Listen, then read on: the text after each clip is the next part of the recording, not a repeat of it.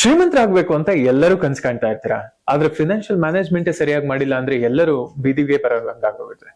Salary days ಹತ್ರ ಬರ್ತಾ ಇದ್ದಂಗೆ ಎಲ್ಲರಿಗೂ ಖುಷಿ ಆಗುತ್ತೆ, ಆದ್ರೆ ಬಂದ ತಕ್ಷಣನೇ ಮನೆ ಬಾಡಿಗೆ, EMI, ಬಿಲ್ಸು, ಆ ಬಿಲ್ಲು, ಈ ಬಿಲ್ಲು, ಕ್ರೆಡಿಟ್ ಬಿಲ್ಲು, ಏನೇನೋ ಸಾವಿರಾರು ಬಿಲ್ಸ್ ಗಳಲ್ಲಿ ಎಲ್ಲವೂ ಕಟ್ ಆಗಿ ಲಾಸ್ಟ್ಗೆ ಬರ್ಬಾದ್ ಆಗೋಗ್ಬಿಡುತ್ತೆ, ಪೂರ್ತಿ ಗುಡ್ಸಿ ಗುಂಡಾಂತರ ಆಗೋಗ್ಬಿಡುತ್ತೆ ಅಕೌಂಟ್ ಅಲ್ವಾ. ಸೊ ಫಿನಾನ್ಷಿಯಲ್ ಮ್ಯಾನೇಜ್ಮೆಂಟ್ ತುಂಬಾನೇ ಇಂಪಾರ್ಟೆಂಟ್. ನಾವು ಎಷ್ಟು ದುಡಿತೀವಿ ಅನ್ನೋದಕ್ಕಿಂತ ಜಾಸ್ತಿ ನಾವು ಎಷ್ಟು ಖರ್ಚು ಮಾಡ್ತೀವಿ ಅನ್ನೋದು ತುಂಬಾನೇ ಮುಖ್ಯ ಆಗುತ್ತೆ. ಅದರಲ್ಲಿ ಬಂದಿದ್ದಷ್ಟು ಖರ್ಚು ಮಾಡೋದಕ್ಕಿಂತ ಸ್ವಲ್ಪ ಮ್ಯಾನೇಜ್ಮೆಂಟ್ ಮಾಡೋದನ್ನ ಕಲ್ತ್ಕೋಬೇಕಾಗತ್ತೆ. ಸೊ ಯಾವ ತರ ಮ್ಯಾನೇಜ್ಮೆಂಟ್ ಮಾಡ್ಬೋದು, ನಾವು ಯಾವ ತರ ನಮ್ ದುಡ್ಡನ್ನ ಉಳಿಸ್ಬೋದು, ಅದನ್ನೆಲ್ಲ ತಿಳಿಸ್ಕೊಡ್ತಾ ಹೋಗ್ತೇನೆ ಈ ವಿಡಿಯೋದಲ್ಲಿ. ಹಾಗಾದ್ರೆ ಕಂಪ್ಲೀಟ್ ನಾವು ಉಳಿಸ್ಬೇಕಾ ದುಡ್ಡನ್ನ? ಬೇಡ, ನೀವು ದುಡ್ದಿದ್ರಲ್ಲಿ ಸ್ವಲ್ಪ ಉಳಿಸಿದ್ರು ನಿಮಗೆ ಫ್ಯೂಚರ್ ಅಲ್ಲಿ ಯೂಸ್ ಆಗುತ್ತೆ. ಯಾವ ತರ ಉಳಿಸ್ಬೋದು? ಒಂದು 5 ಗೋಲ್ಡನ್ ರೂಲ್ಸ್ ಗಳನ್ನ ನಿಮಗೆ ಹೇಳ್ಕೊಡ್ತೇನೆ. ಫಸ್ಟ್ ಒಂದ್ ಬಂದ್ಬಿಟ್ಟು 50-30-20 ರೂಲ್ಸ್ ಅಂತ. ಸೊ ಇದರಲ್ಲಿ 50% ನ ನೀವು ನೀಡ್ಸಿಗೆ ಹಾಕಿ. ನೀಡ್ಸ್ ಅಂದ್ರೆ ಮನೆ ಬಾಡಿಗೆ, EMI, ರೇಷನ್ಸ್, ಹಾಗೆ ಕರೆಂಟ್ ಬಿಲ್ ಆಗಿರ್ಬೋದು, ಮಕ್ಳದ್ ಎಜುಕೇಶನ್ ಫೀಸ್ ಆಗಿರ್ಬೋದು, ಇತ್ಯಾದಿ ಇತ್ಯಾದಿ ಏನ್ ದಿನನಿತ್ಯ ಏನ್ ಖರ್ಚು ಮಾಡ್ತೀರಲ್ವಾ ಅದೆಲ್ಲ ನೀಡ್ಸ್ ಅಂತ ಹೇಳ್ತೀವಿ. ಇನ್ನು 30% ನ ನೀವು ವಾಂಟ್ಸಿಗೆ ಹಾಕಿ. ವಾಂಟ್ಸ್ ಅಂದ್ರೆ ಶಾಪಿಂಗ್ ಆಗಿರ್ಬೋದು, ವೀಕೆಂಡ್ ಟ್ರಿಪ್ಸ್ ಆಗಿರ್ಬೋದು, ನಿಮಗೇನು ಅನ್ಸುತ್ತೆ ಮಾಡ್ಬೇಕು ಅಂತ ಅದಕ್ಕೆ 30% ನಿಮ್ಮ ಒಂದು ಸ್ಯಾಲ್ರಿನೋ ಅಥವಾ ನಿಮ್ಮ ಒಂದು ದುಡಿಮೆನ ಅದ್ರ ಮೇಲೆ ಹಾಕಿ. 20% ನ ಸೇವಿಂಗ್ಸ್ ಹಾಕಿ, ಮತ್ತೆ ಇನ್ವೆಸ್ಟ್ಮೆಂಟ್ ಮಾಡಿ. ಇದ್ರನ್ನ ನಾವು ಇಡಬಹುದು. ಬೇಕಾದಷ್ಟು ಖರ್ಚು ಮಾಡ್ತೀವಿ, ಆದ್ರೆ ಸೇವಿಂಗ್ಸ್ ಮಾಡೋಷ್ಟೊತ್ತಿಗೆ ತುಂಬಾನೇ ಇಡ್ತೀವಿ. ನಾವೇನ್ ಅನ್ಕೊಂತೀವಿ ಗೊತ್ತಾ, ಸ್ಯಾಲ್ರಿ ಬಂದ ತಕ್ಷಣನೇ ಫಸ್ಟ್ ಎಲ್ಲದನ್ನು ತೀರ್ಸ್ಕೊಂಡ್ಬಿಡೋಣ, ಆಮೇಲೆ ಉಳಿದಿದ್ದೊಂದು ಸೇವಿಂಗ್ಸ್ ಮಾಡ್ಕೊಂಡ್ಬಿಡೋಣ ಅಂತ. ಉಳಿದ್ರೆ ತಾನೇ ಸೇವಿಂಗ್ಸ್ ಮಾಡೋದು. ಬರೋದ್ನೆಲ್ಲ ನಾವು ಖರ್ಚು ಮಾಡಿ ಬಿಸಾಕ್ಬಿಟ್ಟಿರ್ತೀವಿ ಮಂತ್ ಎಂಡ್ ಆಗೋದ್ರೊಳಗೆ. ಸೊ ನೀವು ಸೇವಿಂಗ್ಸ್ ನ 20% ಫಸ್ಟೇ ಮಾಡ್ಬಿಡಿ. ನಿಮಗೀಗ ಅಕಸ್ಮಾತ್ ಒಂದು 50,000 ಸ್ಯಾಲ್ರಿ ಬರ್ತಾ ಇದೆ ಅಂದ್ರೆ ಒಂದು 10,000 ಅಷ್ಟು ನೀವು ಒಂದು ಸೇವಿಂಗ್ಸ್ ಗೆ ಇನ್ವೆಸ್ಟ್ಮೆಂಟ್ ಮಾಡ್ಬಿಡಿ. ಆಮೇಲೆ ಉಳಿದಿರೋ 40,000 ಇದೆಯಲ್ಲ ಅದ್ರಲ್ಲಿ ಖರ್ಚು ಸ್ಟಾರ್ಟ್ ಮಾಡಿ. ಇಲ್ಲ ಅಂದ್ರೆ ಸೇವಿಂಗ್ಸ್ ಆಗಲ್ಲ, ಬರೀ ಖರ್ಚೆ ಆಗೋಗುತ್ತೆ. ನೆಕ್ಸ್ಟ್ ಬಂದ್ಬಿಟ್ಟು ಎಮರ್ಜೆನ್ಸಿ ಫಂಡ್ಸ್. ಎಮರ್ಜೆನ್ಸಿ ಫಂಡ್ಸ್ ತುಂಬಾನೇ ಇಂಪಾರ್ಟೆಂಟ್. ಇದೊಂಥರ ನಿಮಗೆ ಲೈಫ್ ಜಾಕೆಟ್ ತರ ಕೆಲಸ ಮಾಡುತ್ತೆ. ಯಾಕೆ ಅಂತ ಹೇಳ, ಒಂದು ಆಕ್ಸಿಡೆಂಟ್ ಆಗ್ಬೋದು ಅಥವಾ ಒಂದು ಮೆಡಿಕಲ್ ಎಮರ್ಜೆನ್ಸಿನೇ ಬರ್ಬೋದು. ಈಗಿರೋ ಕರೆಂಟ್ ಸಿಚುವೇಶನ್ ಅಲ್ಲಿ ಜಾಬ್ ಕೂಡ ಕಳ್ಕೊಬಹುದು. ಅಷ್ಟೊಂದು ಜಾಬ್ ಮಾರ್ಕೆಟ್ ಡೌನ್ ಇದೆ. ಸೊ ಇವಾಗ ನೀವ್ ಏನಾದ್ರೂ ಜಾಬ್ ಕಳ್ಕೊಂಡ್ರೆ ಅಥವಾ ಏನೋ ಒಂದು ಎಮರ್ಜೆನ್ಸಿ ಆಗ್ಬಿಟ್ರೆ ನಿಮ್ಮ ಹತ್ರ ಏನು ದುಡ್ಡಿಲ್ಲ ಅಂತ ಹೇಳಿದ್ರೆ ಏನ್ ಮಾಡಕ್ ಸಾಧ್ಯ ಆಗುತ್ತೆ ಅಲ್ವಾ. ನೀವು ಕನಿಷ್ಠ ಪಕ್ಷ ನಿಮ್ಮ ಒಂದು ಎಮರ್ಜೆನ್ಸಿ ಫಂಡ್ ಅಲ್ಲಿ ಒಂದು 6 ತಿಂಗಳಾದ್ರೂ ನಿಮ್ ಜೀವನ ದುಡೋ ತರ ಇರ್ಬೇಕು. ಇಲ್ಲ ಅಂದ್ರೆ ತುಂಬಾನೇ ಕಷ್ಟ ಆಗಿ ಹೋಗುತ್ತೆ. ಎಮರ್ಜೆನ್ಸಿ ಫಂಡ್ ಇಲ್ಲ ಅಂದ್ರೆ ಬರೀ ಸಾಲಗಳು ತಗೊಳ್ಳೋದಾಗೋಗುತ್ತೆ. ಸಾಲದ ಮೇಲೆ ಸಾಲ ಆಗೋಗ್ಬಿಡುತ್ತೆ. ಅಕಸ್ಮಾತ್ ಒಂದು ಹಾಸ್ಪಿಟಲ್ ಅಲ್ಲಿ ಏನೋ ಎಮರ್ಜೆನ್ಸಿ ಆಯ್ತು, ಬಿಗ್ ಬಿಲ್ ಬಂತು ಅಂದ್ರೆ ನಮ್ಮ ಅರ್ನಿಂಗ್ಸ್ ಪೂರ್ತಿ ನಾವು ಅದನ್ನ ಕೊಟ್ಬಿಟ್ರೆ ಏನು ಉಳಿಯಲ್ಲ. ಸೊ ಹಾಗಾಗಿ ಎಮರ್ಜೆನ್ಸಿ ಫಂಡ್ ಇದ್ದೇ ಇರ್ಬೇಕು. ನಿಮಗೆ ಏನಾದ್ರೂ ತಿಂಗಳಿಗೆ ಒಂದು 25,000 ನೀವು ಖರ್ಚು ಮಾಡ್ತಾ ಇದ್ದೀರಾ ಅಂದ್ರೆ 1.5 ಲಕ್ಷದ ತನಕ ನಿಮ್ಮ ಅಕೌಂಟ್ ಅಲ್ಲಿ ರಿಸರ್ವ್ ಇರಬೇಕು ಎಮರ್ಜೆನ್ಸಿ ಫಂಡ್. ಸೊ ಈ ತರ ಇದ್ರೆ ನಿಮ್ದು ಫಿನಾನ್ಷಿಯಲ್ ಮ್ಯಾನೇಜ್ಮೆಂಟ್ ಚೆನ್ನಾಗಾಗುತ್ತೆ.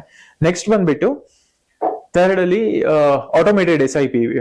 ಇದನ್ನ ಯಾಕೆ ಹೇಳ್ತಾ ಇದ್ದೀನಿ ಅಂದ್ರೆ, ಮುಂಚೆನೆ ಹೇಳ್ದಂಗೆ ಲಾಸ್ಟಿಗೆ ನಾವೇನೋ ಸೇವಿಂಗ್ಸ್ ಮಾಡೋಣ ಅಂತ ಹೇಳಿ ಅನ್ಕೊಂಡ್ರೆ ನಿಜವಾಗ್ಲೂ ತಪ್ಪಾಗುತ್ತೆ. ಯಾಕಂದ್ರೆ ಖರ್ಚು ಜಾಸ್ತಿ ಆಗುತ್ತೆ. ನಮಗೆ ಗೊತ್ತಿಲ್ದೇನೋ ಏನಾದ್ರೂ ಒಂದು ಕೇಸಸ್ ಬರ್ತಾನೆ ಹೋಗುತ್ತೆ. ಅದಕ್ಕೆ ನಾವು ಇನ್ವೆಸ್ಟ್ಮೆಂಟ್ ಮಾಡ್ತಾನೆ ಹೋಗ್ತೀವಿ, ಅದು ಖರ್ಚು ಆಗ್ತಾನೆ ಹೋಗುತ್ತೆ. ಲಾಸ್ಟಿಗೆ ಇನ್ವೆಸ್ಟ್ಮೆಂಟ್ ಮಾಡೋಣ ಅಂತ ನೋಡಿದ್ರೆ ₹1 ಇರೋದಿಲ್ಲ ಅಕೌಂಟ್ ಅಲ್ಲಿ. ಹಾಗಾಗಿ ಏನ್ ಮಾಡಿ ಅಂದ್ರೆ ಆಟೋಮೇಟೆಡ್ SIP ತಗೊಂಡ್ಬಿಡಿ. ನೀವು 1ನೇ ತಾರೀಕಿಂದ 5ನೇ ತಾರೀಕು, ನನ್ನದು 31st ಇಂದಾನೆ 30 ಇಂದಾನೆ ಕೆಲವರಿಗೆ ಸ್ಯಾಲ್ರಿ ಬಂದ್ಬಿಡುತ್ತೆ. ಒಂದು 5ನೇ ತಾರೀಕು ಒಳಗಡೆ ನಿಮ್ದು ಎಲ್ಲದು ಏನೇನಿದೆ ಒಂದು ಆಟೋಮೇಟೆಡ್ ಡೆಬಿಟ್ ನ ಇಟ್ಕೊಂಡ್ಬಿಡಿ. ನಿಮ್ ಇದ್ರಲ್ಲಿ ಏನಾಗುತ್ತೆ, ಒಂದು ಇನ್ವೆಸ್ಟ್ಮೆಂಟ್ ನಿಮಗೆ ಆಟೋಮೆಟಿಕ್ ಆಗಿ ಹೋಗ್ತಾ ಇದ್ರೆ ತಿಂಗಳು ಒಂದು ಸೇವಿಂಗ್ಸ್ ಹ್ಯಾಬಿಟ್ ಬೆಳೆಯುತ್ತೆ. ಅದ್ ನಿಮಗೆ ಕಾಂಪೌಂಡ್ ಆಗ್ತಾ ಇರೋದು ಗೊತ್ತಾಗೋದಿಲ್ಲ. ದೊಡ್ಡ ಬಿಗ್ ಅಮೌಂಟ್ ಆಗಿರುತ್ತೆ. ಆ ಟೈಮಲ್ಲಿ ನಿಮಗೆ ತುಂಬಾನೇ ಯೂಸ್ಫುಲ್ ಆಗುತ್ತೆ. ಸೊ ಆಟೋಮೇಟೆಡ್ SIP ತುಂಬಾನೇ ಅನಿವಾರ್ಯ. ನೆಕ್ಸ್ಟ್ ಬಂದ್ಬಿಟ್ಟು ಇನ್ಶೂರೆನ್ಸ್. ಇಡೀ ಕುಟುಂಬ ಏನಾದ್ರೂ ನಿಮ್ಮ ಸ್ಯಾಲ್ರಿ ಮೇಲೆ ಆಧಾರಿತವಾಗಿದ್ರೆ ಇನ್ಶೂರೆನ್ಸ್ ಅನಿವಾರ್ಯ. ನೀವೇನೋ ಜಾಬ್ ಮಾಡ್ತಾ ಇದೀವಿ, ನನಗೆ ಜಾಬ್ ಮಾರ್ಕೆಟ್ ಅಂದ್ರೆ ನಿಮ್ ಕಂಪ್ನಿಲಿ ಒಂದು ಇನ್ಶೂರೆನ್ಸ್ ಕೊಟ್ಟಿದ್ದಾರೆ, ಸೊ ಅದೇ ನನಗೆ ಕವರ್ ಆಗುತ್ತೆ ಅಂತೆಲ್ಲ ಇದ್ರೆ ಆ ಭ್ರಮೆನ್ ಬಿಟ್ಬಿಡಿ. ಒಂದ್ ಕಂಪ್ನಿ ಏನಾದ್ರು ಬಿಟ್ರೆ, ಅದೇ ಜಾಬ್ಲೆಸ್ ಕೇಸ್ ತಗೊಂಡಲ್ಲ ಮೊದ್ಲು, ಅದೇ ತರ ಏನಾದ್ರು ಜಾಬ್ಲೆಸ್ ಆಗ್ಬಿಟ್ರೆ ಎಲ್ಲಿಗೆ ಹೋಗ್ತೀರಾ ನೀವು ಇನ್ಶೂರೆನ್ಸ್ ಇಲ್ದೆ ಅಲ್ವಾ. ಎಮರ್ಜೆನ್ಸಿ ಫಂಡ್ ಕೂಡ ನೀವು ಇನ್ಶೂರೆನ್ಸ್ ಇಲ್ಲದೆ ನೀವು ಹಾಸ್ಪಿಟಲ್ ಬಿಲ್ ಮೇಲೆ ಏನು ಇನ್ವೆಸ್ಟ್ಮೆಂಟ್ ಮಾಡಕ್ ಆಗಲ್ಲ.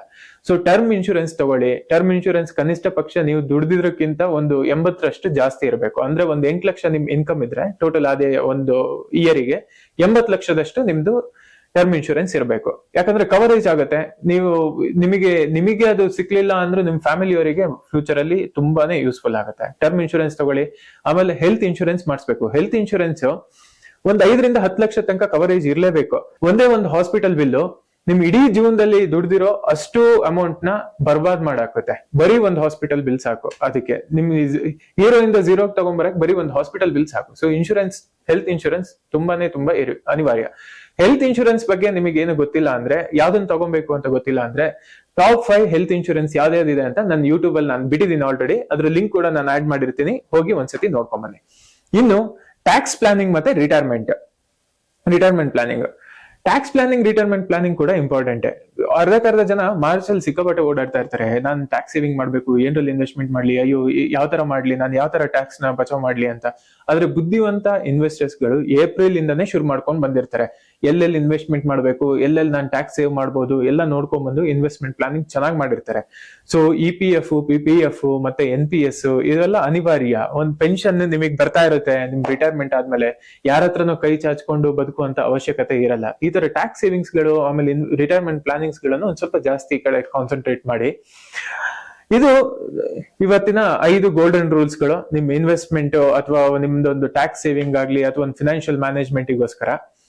ಒಂದ್ ಮಾತು ನೆನ್ಪಿಟ್ಕೊಳ್ಳಿ, ಯಾರು ಒಂದೇ ಸತಿ ಶ್ರೀಮಂತರ ಆಗಕ್ ಸಾಧ್ಯ ಇಲ್ಲ. ನಿಮ್ಮ ಹತ್ರ ಬರೋ ಇನ್ಕಮ್ ಅದ್ ಯಾವ ತರ ಮ್ಯಾನೇಜ್ ಮಾಡ್ತೀರಾ, ಯಾವ ತರ ಉಳಿಸ್ತೀರಾ, ಅದನ್ನ ಯಾವ ತರ ಬೆಳೆಸ್ತೀರಾ, ಅದ್ರ ಮೇಲ್ಗಡೆ ನಿಮ್ ವೆಲ್ತ್ ಮ್ಯಾನೇಜ್ಮೆಂಟ್ ಆಗುತ್ತೆ, ಶ್ರೀಮಂತರು ಆಗ್ತೀರಾ.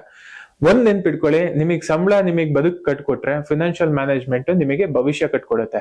ಯಾವತ್ತೂ ಅಷ್ಟೇ ಫಿನಾನ್ಷಿಯಲ್ ಮ್ಯಾನೇಜ್ಮೆಂಟ್ ಚೆನ್ನಾಗಿ ಮಾಡಿ, ಒಂದ್ ಬಜೆಟ್ ಇಟ್ಕೊಳ್ಳಿ. ಏನೇ ಖರ್ಚು ಮಾಡೋದಾದ್ರೂ ಒಂದ್ ಬಜೆಟ್ ಲೆಕ್ಕಾಚಾರದಲ್ಲಿ ಖರ್ಚು ಮಾಡಿ. ಅನವಶ್ಯಕ ಖರ್ಚುಗಳನ್ನ ಮಾಡಿ ಸುಮ್ನೆ ದುಡ್ಡುಗಳನ್ನ ಕಳ್ಕೊಂತ ಇರಬೇಡಿ. ಯಾಕಂದ್ರೆ ಫ್ಯೂಚರ್ ತುಂಬಾನೇ ಡಿಫಿಕಲ್ಟ್ ಇದೆ. ಯಾಕಂದ್ರೆ ಈಗಿರೋ ಸಂಬಳದಲ್ಲೇ ಜೀವನ ಮಾಡೋದ್ ಕಷ್ಟ, ಇನ್ನು ಫ್ಯೂಚರ್ ಅಲ್ಲಿ ಬರೋ ಸಂಬಳದಲ್ಲಿ ಇದ್ರದ್ದು ದುಪ್ಪಟ್ಟಾಗಿರುತ್ತೆ ಎಲ್ಲಾ ಕಾಸ್ಟ್ಗಳು. ಸೊ ಫಿನಾನ್ಷಿಯಲ್ ಮ್ಯಾನೇಜ್ಮೆಂಟ್ ತುಂಬಾ ಜರೂರತ್ತು, ಎಲ್ಲರೂ ನೆನ್ಪಿಟ್ಕೊಂಡಿರಿ. ಹಾಗೆ ಇವತ್ತಿಂದಾನೇ ಒಂದು ಇನ್ವೆಸ್ಟ್ಮೆಂಟ್ ಸ್ಟಾರ್ಟ್ ಮಾಡ್ಬಿಡಿ. ನಾನು ಮ್ಯೂಚುವಲ್ ಫಂಡ್ ಬಗ್ಗೆನೂ ಒಂದಷ್ಟು ವಿಡಿಯೋ ಮಾಡಿ ಹಾಕಿದ್ದೀನಿ, ಅದ್ರ ಲಿಂಕ್ ಕೂಡ ನಾನು ಕೆಳಗಡೆ ಕೊಡ್ತೀನಿ. ಯಾವ್ದು ಒಂದು ಟಾಪ್ 5 ಮ್ಯೂಚುವಲ್ ಫಂಡ್ಸ್ ಇದೆ, ಅದ್ರಲ್ಲಿ ಹೇಗೆ ಇನ್ವೆಸ್ಟ್ಮೆಂಟ್ ಮಾಡ್ಬೋದು, ಅದ್ರಲ್ಲಿ ಹೇಗೆ ಟ್ಯಾಕ್ಸ್ ಸೇವಿಂಗ್ಸ್ ಮಾಡ್ಬೋದು, ಅದ್ರಲ್ಲೂ ಕೂಡ ನಾನು ಹೇಳಿದ್ದೀನಿ. ಅದನ್ನು ಕೂಡ ನೋಡ್ಕೊಳ್ಳಿ. ನಮಸ್ಕಾರ, ಧನ್ಯವಾದಗಳು. ಇನ್ನೊಂದು ವಿಡಿಯೋ ಜೊತೆಗೆ ನಾನು ನಿಮಗೆ ಸಿಗ್ತೀನಿ. ಅಲ್ಲಿ ಇದೇ ತರ ಫಿನಾನ್ಷಿಯಲ್ ವಿಡಿಯೋಗೋಸ್ಕರ ನಮ್ಮ ಚಾನಲ್ ನ ಲೈಕ್ ಮಾಡಿ, ಶೇರ್ ಮಾಡಿ, ಹಾಗೆ ಸಬ್ಸ್ಕ್ರೈಬ್ ಮಾಡಿ. ಇದು ಯೂಸ್ಫುಲ್ ಅನ್ಸಿದ್ರೆ ಇನ್ನೂ ನಿಮ್ ಫ್ಯಾಮಿಲಿ, ಫ್ರೆಂಡ್ಸ್ ಅಥವಾ ಯಾರಾದ್ರೂ ಯೂಸ್ಫುಲ್ ಇರೋರಿಗೆ ಇದನ್ನ ಶೇರ್ ಮಾಡಿ ಅಂತ ಹೇಳ್ತಾ, ಬಾಯ್.